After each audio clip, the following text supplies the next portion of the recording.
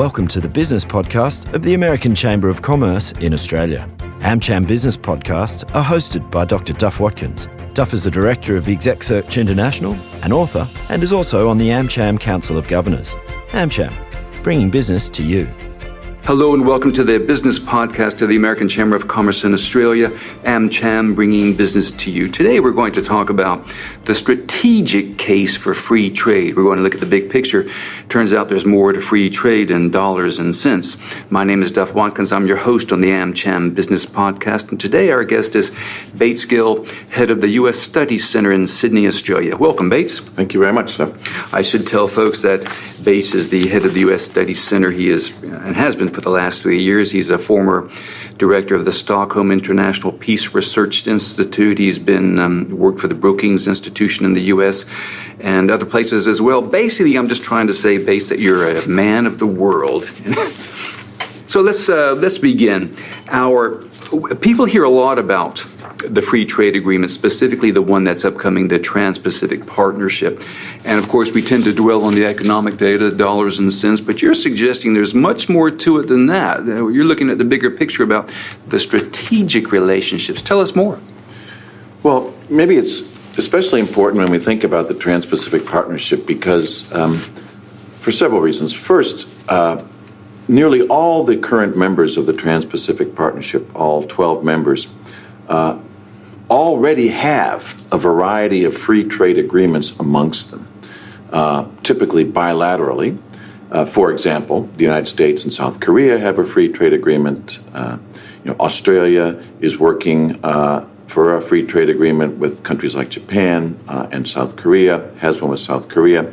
Australia and the United States have a free trade agreement bilaterally. So, in essence, the trade barriers, the sort of tariffs and other fiscal or regulatory barriers to trade, which often exist between nations, have more or less been winnowed away over the past 10 to 15 years because of a variety of free trade agreements already exist. So what's important then about an agreement like the Trans-Pacific Partnership is that it's going to be even deeper than simple trade and investment numbers. The idea is to get behind the border and to start dealing with deeper regulatory issues that make business easier to conduct in different countries, and to do this at a scale across the Asia Pacific that's really quite unprecedented, to encompass economies that will represent something along the lines of 40% of total GDP in the world. So just that figure alone, I think, speaks to the scale and importance of this agreement.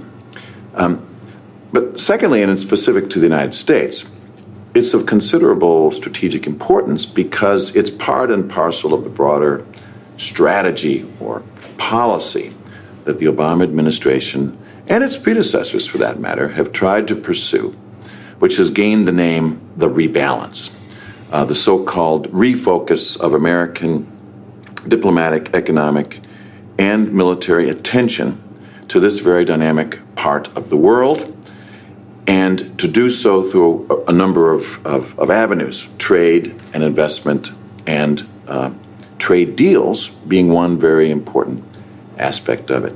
So I think we have to place this agreement, the TPP, into this broader strategic context to understand just how important it really is. Okay. You've said that a lot of the trade agreements, there's already been a winnowing away process. So what's the fuss about the TPP? Making business easier to do around the world in the region sounds good. No, that's nothing objectionable about that. No one's going to disagree. And yet there's nothing assured about the TPP. Yes, that's right. I mean, there are a lot of objections, a lot of concerns, maybe we should say, being raised. First of all, from a political point of view, free trade is not always accepted by all constituents as being the right thing to do.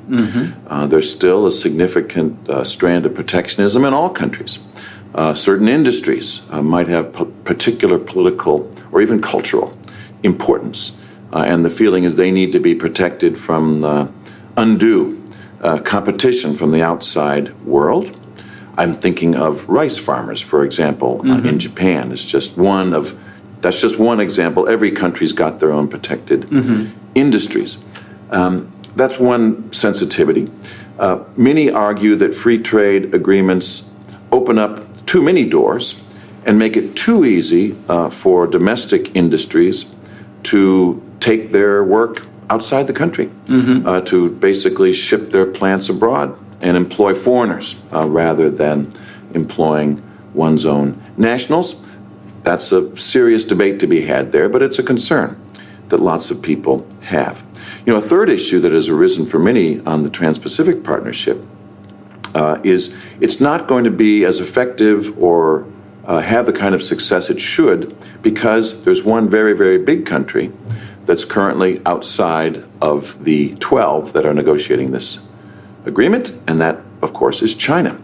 How can you possibly think of a true Trans-Pacific Partnership free trade agreement when you don't have the world's second largest economy, world's biggest trading nation, as part of it?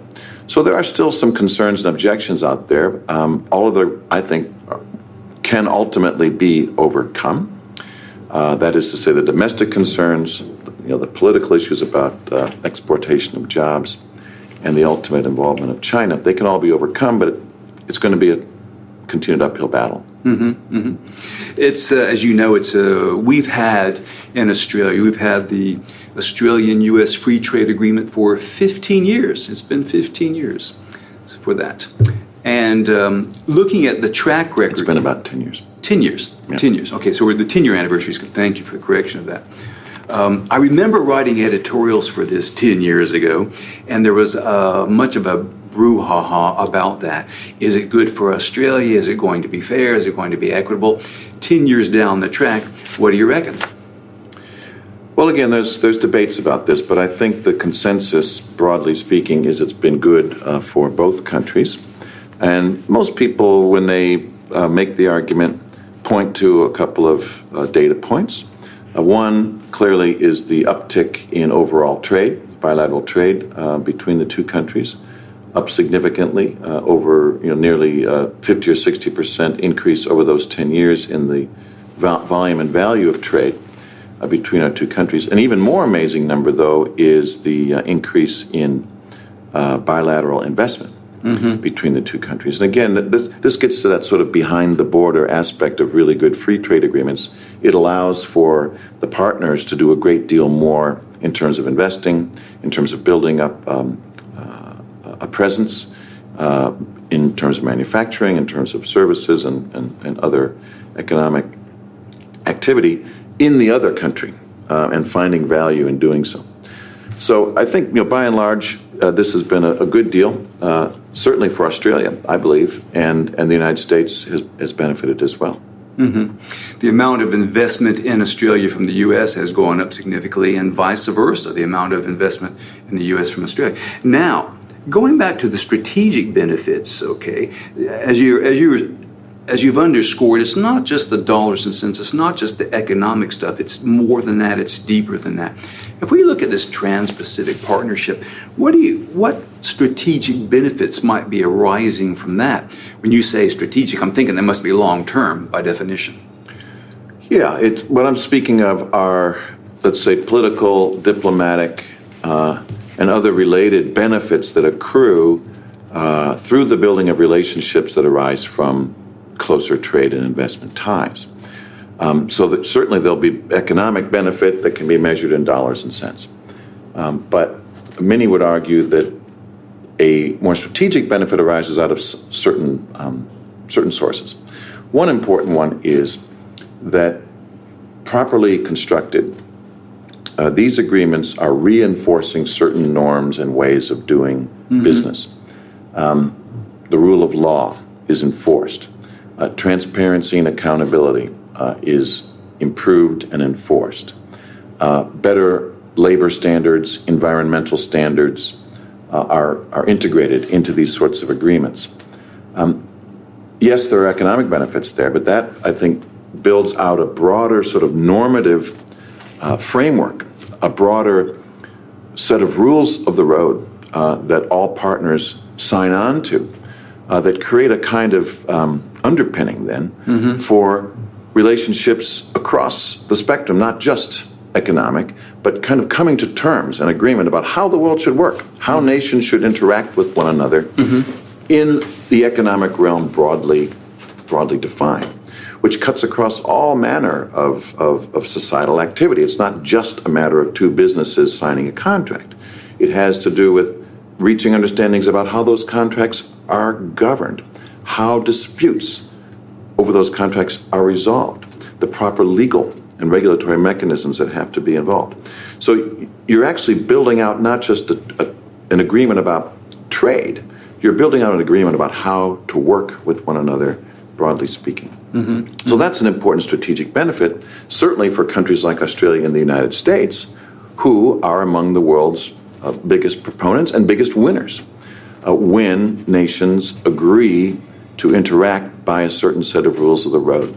So that's a big benefit. It's not just what it means for businesses' bottom lines. It's what it means for how a nation wishes to operate in the world. Very important. For the United States specifically, and I would say Australia as well, but the United States seems to have a particularly high stake in this TPP agreement. It's strategic because it's a demonstration of America's continued presence and commitment to this part of the world. It's high stakes because if the United States and its other partners in the TPP fail to achieve this, it's going to be interpreted by many as a signal that the United States simply doesn't have the juice anymore, doesn't have the diplomatic and economic heft to be able to pull this off and continue to be a leader in the Asia Pacific, driving forward these norms, these frameworks, these rules of the road that America stood for 70 or 80 years. So in that sense, it's strategic too, because it's all about America's presence. It will be interpreted as such, certainly, if there's a failure. If America succeeds, it will be interpreted, I believe, as an indication that America still has real power, real influence, real leadership in the Asia Pacific. Okay, let me grab my Aussie passport, ask as an Australian citizen, what's in it for us? Well, what's in it for Australia, I think, is what's in it for virtually all of the partners. Now, one of the criticisms, getting back to criticisms about the TPP, is that a lot of the negotiations have been undertaken in relative secrecy, which is normal, I would say, for government-to-government negotiations. So we can't be absolutely clear about the specifics of these agreements. But I suspect, for example, this agreement is going to allow Australian service firms to operate more effectively, more easily, more readily in the other partner countries, which is going to be extremely important in places like Japan or in South Korea, for example, or in some of the emerging economies, such as Vietnam, which is a member, one of the members of this negotiation. In other words, the ability for Australian investors, for example, to operate a lot more effectively in the region, I would think would be significantly enhanced. To the degree that it improves certainty, regulatory assurances and understandings about how those investments are going to be secured and allowed to prosper. That's also going to be a big plus in some of these economies, especially some of the emerging economies where the legal system may not be quite as well developed. Australian firms could be assured, Australian citizens can be assured under this agreement that there would be stricter environmental and labor standards in all these member countries. And this is, I think, again, particularly important in certain emerging economies where maybe those standards aren't up to the level that Australians would want to see. So I think, this is not just for Australia, but it's going to be the benefit for all of these countries. And down the road, I think that's just going to accrue to help assure that Australia remains, as it has been, a success story as an important player in the regional and global economy. One of the things many people do not know is the breathtaking comprehensiveness of the TPP. It actually has an environmental capacity in it as well. I suppose I like the way you describe it. You have these 12 quite disparate cultures, countries, economies trying to literally figure out and agree upon the rules of the game of international business. And as far as we know, that really hadn't been done before. Certainly not in the way that's being attempted now. Well, I think that's right. And one of the promises one of the big selling points for the TPP is that unlike a sort of global trade round, where, for better or for worse, you sort of have to settle on least common denominator agreements and solutions, there's a hope that there is enough common ground amongst these 12 and enough faith in the future and dynamism of the region and in the belief that free trade will benefit strategically and economically over the long term, that a real 21st century, a much more robust set of agreements among generally common-minded, same-minded nations can be achieved. So, who makes this strategic case? We know the corporate interest. I can imagine them making the economic and commercial case, but whose task is it to make the strategic case, and are they doing it? Because as we've discussed before, the TPP is no sure thing to be passed. Well, I think I'm seeing it emerging most prominently out of the United States. And it seems to me the biggest reason for that is that the president, the administration, has had a very tough time making the straightforward economic free trade case. Coming out of the global financial crisis with continued economic challenges at home, and a sort of emergence on both the margins of the Republican Party, the right, and the far left of the Democratic Party, the emergence of a real skepticism about the benefits of globalism, a tendency to put some blame on the economic woes, real economic woes that much of the middle class in America is facing, upon the sort of threats posed by globalization. So as a result, there is a significant skepticism politically in the United States. And the administration's had a hard time convincing Congress to allow for trade promotion authority, let alone convincing Congress on an up or down vote on the TPP itself, and has had to seek other arguments, put forward other valid and they hope convincing arguments for why trade promotion authority is needed, and following that, passage of the TPP. Interestingly, even the U.S. Trade Representative, as far back as I think almost a year ago, Mr. Froman was making not an economic argument.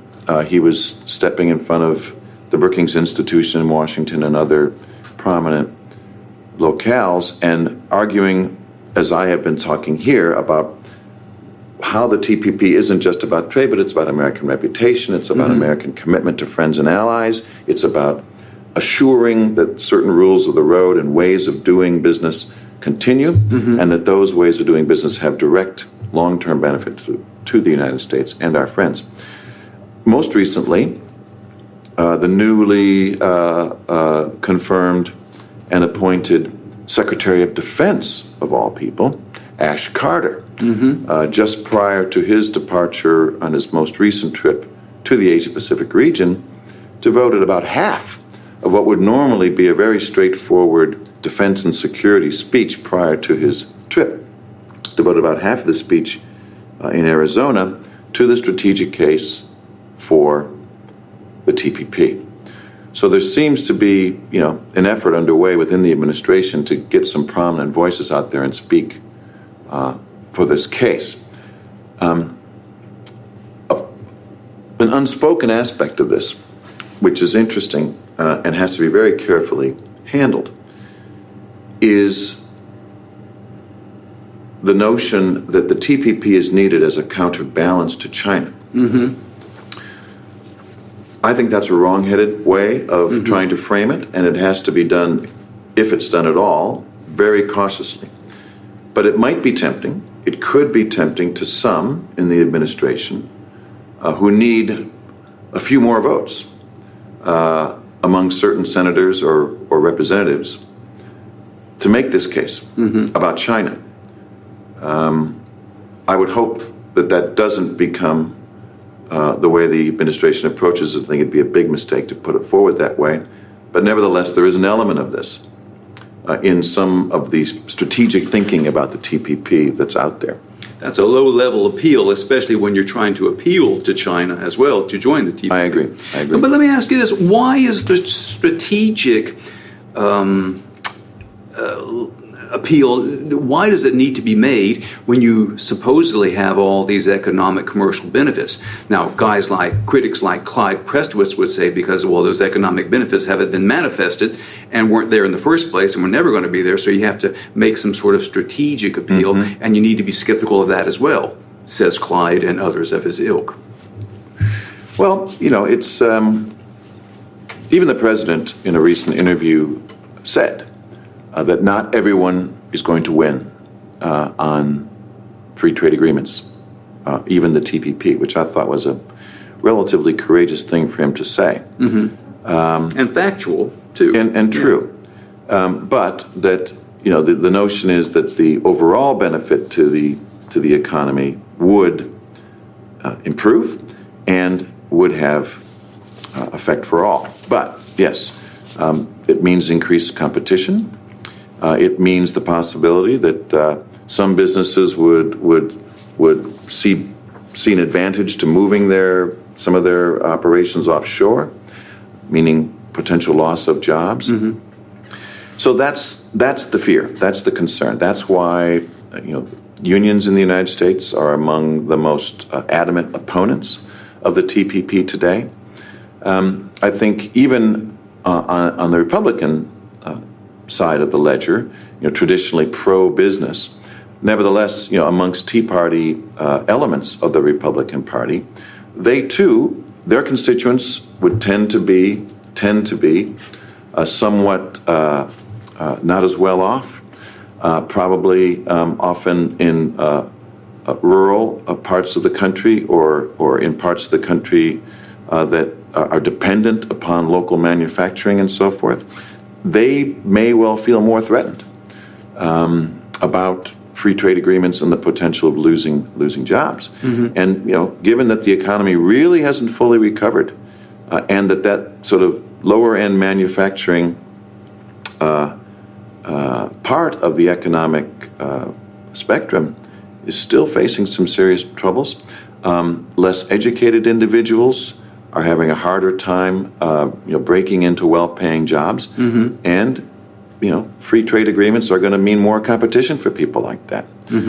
Obviously, the longer-term solution here is a mix of greater competition and investments in improved education and helping the workforce climb up the value-added ladder. Easy to say, extremely difficult to accomplish. So you're going to have resistance, clearly, from those segments, and they're well represented on the left of the Democratic Party, and I would say to a degree to the far right of the Republican Party as well. One other aspect here that's worth talking about, which has nothing to do really with, almost nothing to do with the economic or the strategic arguments. It's sort of like the old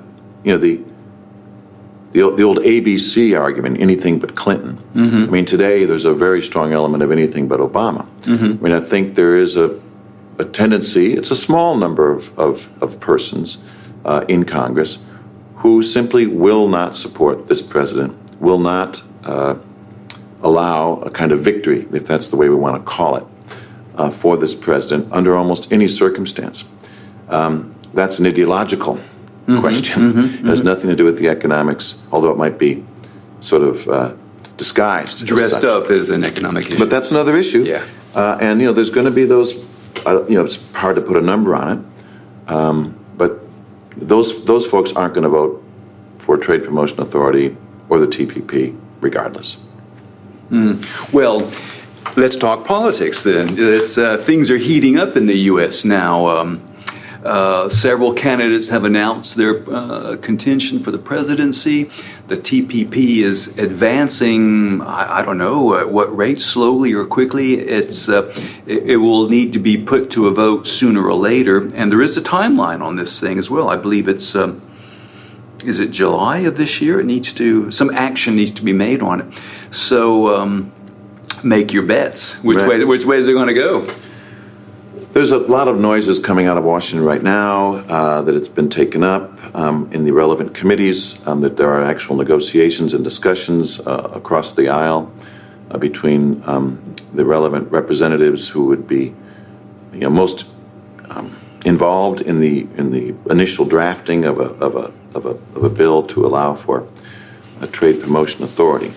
So apparently that's happening. I mean, that's progress, I guess. That's it's more than we had, say, 2 months ago.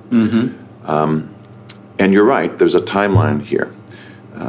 Most observers would say that this can't be done after the August recess. In other words, when Congress reconvenes following Labor Day, that's budget season. And it's going to be all-consuming about the next fiscal year budget, which is supposed to be done by October 1st, but the chances of that are probably not great. But everyone's going to be wrapped around the axle of budgetary politics. August is basically a break, so it has to get done between now and July. Otherwise, it gets kicked into 2016, and I think all bets are off at that point because of the presidential politics and so forth.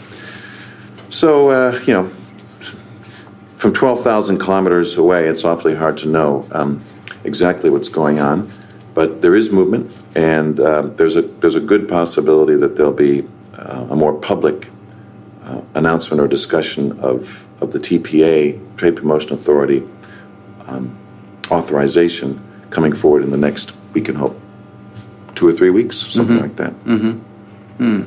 Let me return to something that you said that's really got me thinking. The U.S. has invested a lot in the leadership of this TPP, trying to make it happen with 11 other nations. It's a big deal for them. They've invested a lot of political capital in making it happen. And you rightly pointed out, well, I'm afraid that you're right about this. If the U.S. fails to pull it off after investing so much effort and so much